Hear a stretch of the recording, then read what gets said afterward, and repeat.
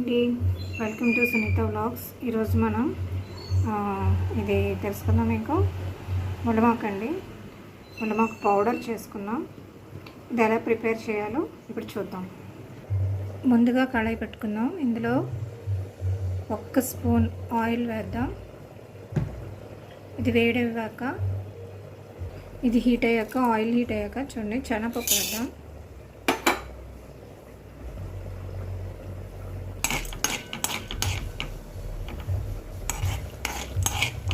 ఇది వేగనిద్దామండి బాగా.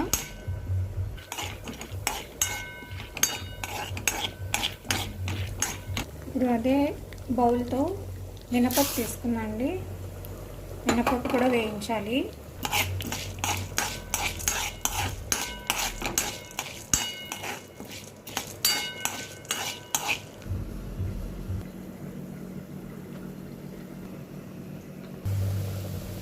వేగనిద్దామండి కొంతసేపు, ఇంకా బ్రౌన్ కలర్ రావాలి, గోల్డెన్ బ్రౌన్ కలర్ రావాలండి. ఇంకా కొంచెం వైట్గానే ఉన్నాయి కదా, కొంచెం వేగనిద్దాం. నేను సిమ్లోనే వేగనిస్తానండి, ఎందుకంటే హైలో పెడితే సరిగా క్రిస్పీగా రావు కదా ఇది, అందుకని. ఫస్ట్ కలర్ చేంజ్ అయ్యాయి కదండి, కొంచెం కలర్ చేంజ్ అయింది కదా మినపప్పు అవిని. ఇప్పుడు ఇందులో ధనియాలు యాడ్ చేసుకుందాం. ధనియాలు కూడా వేస్తాం. ఒక 2 మినిట్స్ వేగాక జీలకర్ర కూడా వేద్దాం.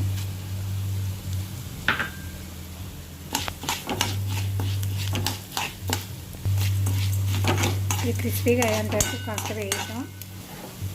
ఇందులో కాస్త నువ్వులు వేద్దాం. 1 స్పూన్ అండి ఇది, నువ్వులు కూడా వేద్దాం.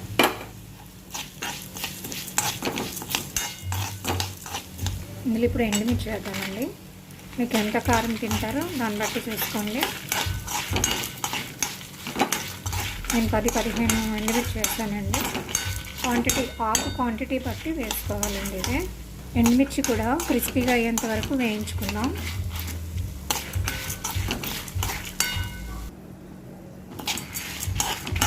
ఎండుమిర్చి కూడా బాగా ఎర్రగా వేగాయి కదండి. ఇప్పుడు దీన్ని మనం బౌల్లోకి తీసుకుందాం. ఇలా బౌల్లోకి తీసుకున్నాం అండి మనం.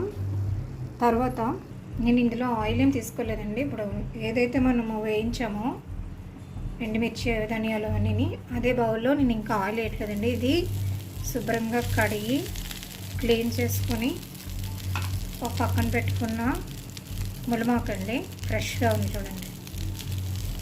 దీన్ని మనం సిమ్లో పెట్టుకొని వేయించుకుందాం. ఇది కాస్త వేయించుకున్నా అండి. చాలా టేస్టీగా ఉంటుందండి.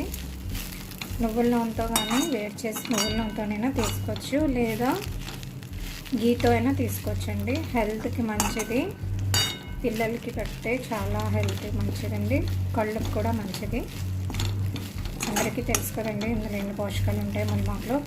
ఇందులో మనం కావాలంటే కొంచెం కరివేపాకు కూడా యాడ్ చేసుకోవచ్చు.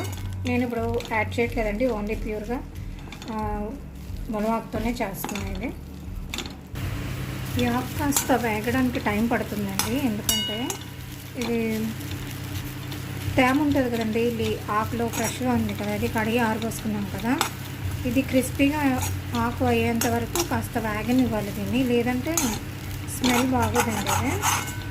కాబట్టి ఇది కొంచెం బాగా వేగనిద్దాం, పచ్చివాసన పోయేంత వరకు. మనకి స్మెల్ తెలిసిపోద్దండి ఇది వేగిందో లేదో, ఎందుకంటే స్మెల్ కూడా మంచి స్మెల్ వస్తుంది ఇది వేగాక. అప్పుడు మనం దీన్ని పక్కన పెట్టుకొని చల్లారి పెట్టుకున్నాక మిక్సీ పట్టుకోవాలండి. ఇక్కడ మాత్రం జాగ్రత్తగా చూసుకోనండి, ఎందుకంటే ఇది వేగినట్టే అనిపిస్తుంది, కానీ ఒక లీఫ్ అంటుకొని మధ్యలో వేగదు ఆకు. కాబట్టి మనం జాగ్రత్తగా స్లోగా సిమ్లో పెట్టుకొని వేయించుకుంటే బాగుంటుందండి. స్మెల్ కూడా బాగుంటుంది, టేస్ట్ కూడా బాగుంటుంది. సిమ్లోనే పెట్టుకొని వేయించుకోవాలి దీన్ని మనం. మిక్సీకి తడి లేకుండా చూసుకోండి, ఎందుకంటే 10 days మనం ఉంచుకుంటాం కదా కాబట్టి. ఇప్పుడు మనము ముందుగా వేయించుకున్నాం కదండి, ఈ ఇంగ్రీడియంట్స్ అన్నీ మిక్సీ జార్లో పోసేద్దాం. ఇప్పుడు వేయించుకునే దాంట్లో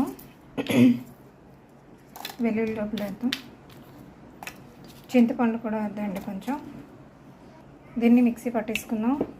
ఎందుకంటే అది వేగుతుంది కదా, ఇలా ఇది వేగుతుంది కదండి, ఆకు ఇంకా క్రిస్పీగా వేగాలి అది. ఈలోపు మనం మిక్సీ పెట్టేసుకుందాం.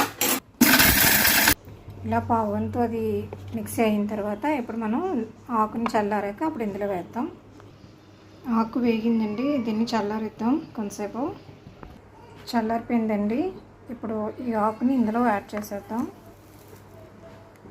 ఇందులో తగినంత ఉప్పు కూడా వేసుకుందాం. మిక్సీ పట్టే ముందు సరిపోతే మళ్ళీ యాడ్ చేసుకుందాం.